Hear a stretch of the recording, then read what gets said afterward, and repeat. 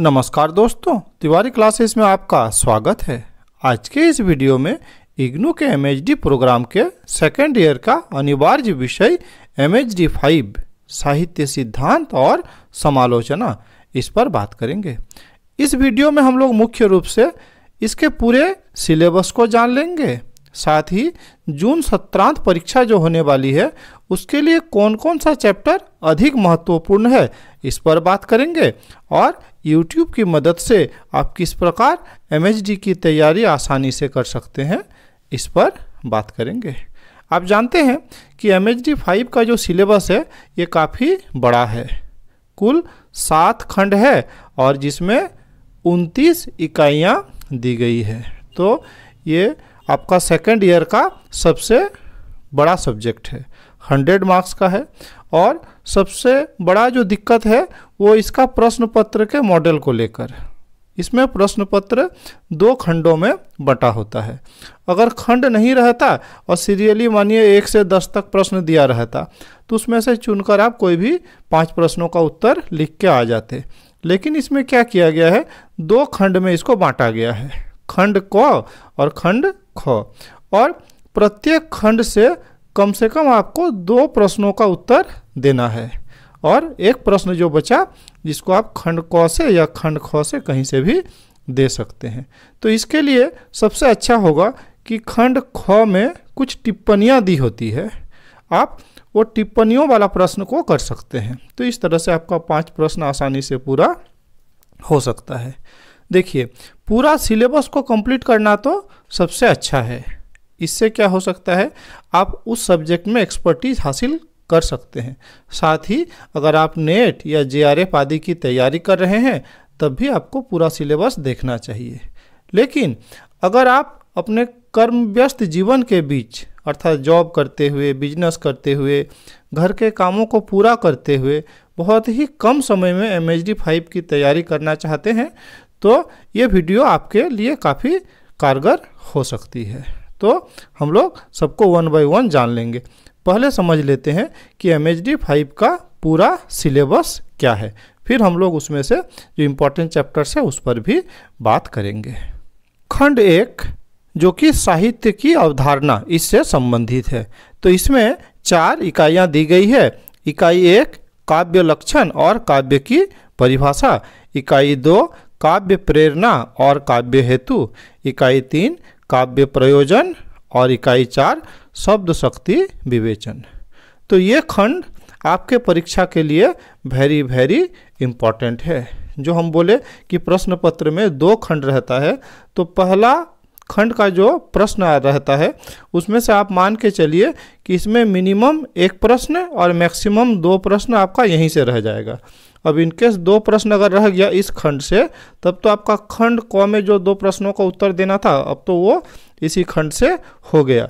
और अगर 2 प्रश्न नहीं भी आता है तो आप मानिए कि 1.5 प्रश्न जरूर आएगा, 1 प्रश्न लंबे प्रश्न के लिए और एक क्या हो गया टिप्पणी के लिए। तो टिप्पणी वाला भी आधा प्रश्न हो ही गया। तो 1.5 प्रश्नों का उत्तर आप इस खंड से दे सकते हैं, इसलिए इस खंड को आप वेरी वेरी इम्पॉर्टेंट मान सकते हैं। टिप्पणियों के लिए आप देखेंगे शब्द शक्ति विवेचन अर्थात इकाई 4 है, इससे देखिए कि नियमित रूप से टिप्पणियाँ पूछी ही जाती है।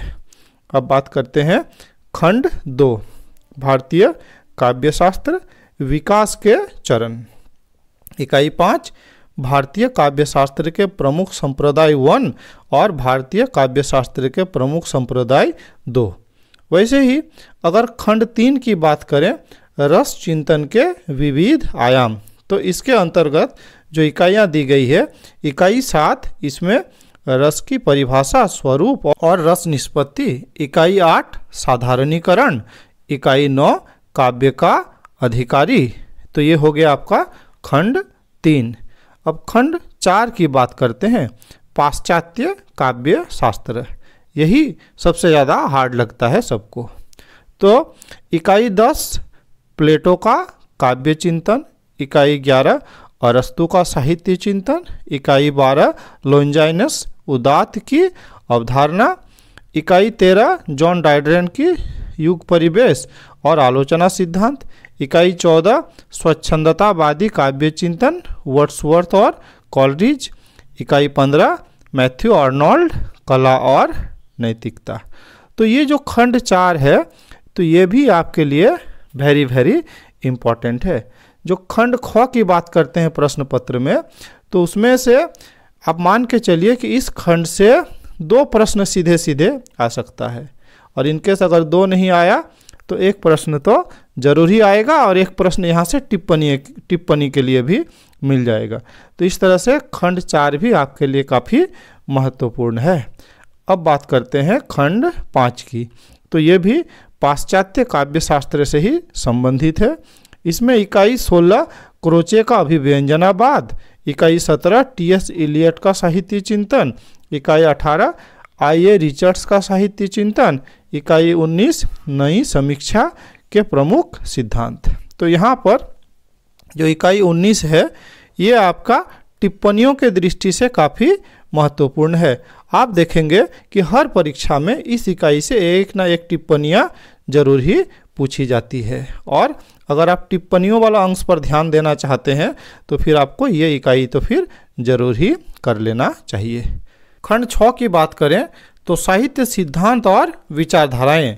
इसमें इकाई 20 में अभिव्यंजनावाद और स्वच्छंदतावाद, इकाई 21 में मनोविश्लेषणवादी आलोचना, इकाई 22 मार्क्सवादी आलोचना, इकाई 23 साहित्य चिंतन के विविध वाद, इकाई 24 साहित्य अध्ययन की प्रमुख या पद्धतियाँ, इकाई 25 अस्तित्ववाद, आधुनिकतावाद और उत्तर आधुनिकता। तो ये हो गया इस खंड में। और इकाई 7 जो कि फिर से वेरी वेरी इम्पोर्टेंट है खंड क के लिए। तो इसमें इकाई 26 साहित्य की आधुनिक अवधारणा और आचार्य रामचंद्र शुक्ल, इकाई 27 शुक्लोत्तर हिंदी आलोचना, इकाई 28 हिंदी की मार्क्सवादी आलोचना और डॉक्टर रामविलास शर्मा, और इकाई 19 साहित्य की विधाएं।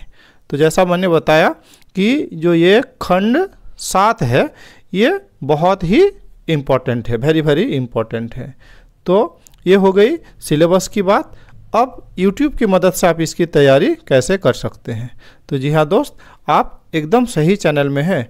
इस चैनल में MHD प्रोग्राम के सभी सब्जेक्ट्स की इम्पोर्टेंट क्वेश्चन आंसर्स अपलोड की जाती है, chapter wise video lectures upload की जाती है, और समय समय पर इग्नू से जो भी अपडेट्स आती है वो भी इसमें अपलोड की जाती है। तो बेहतर होगा कि इस चैनल को सब्सक्राइब कर लें, साथ ही उसके बगल में ज्वाइन का बटन को भी दबाकर आप इस चैनल का मेंबर्स भी बन सकते हैं।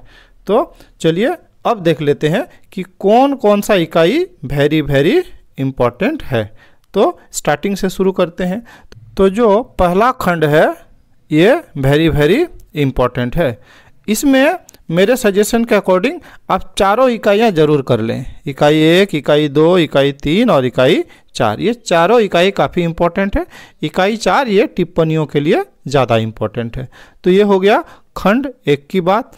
खंड 2 की बात करें तो प्रश्न तो आएगा इस खंड से भी, लेकिन मेरे अकॉर्डिंग चूंकि ये भी बड़ा है, लग रहा है कि 2 इकाई है, लेकिन बहुत सारे संप्रदायों के बारे में विवरण इसमें दिया गया है।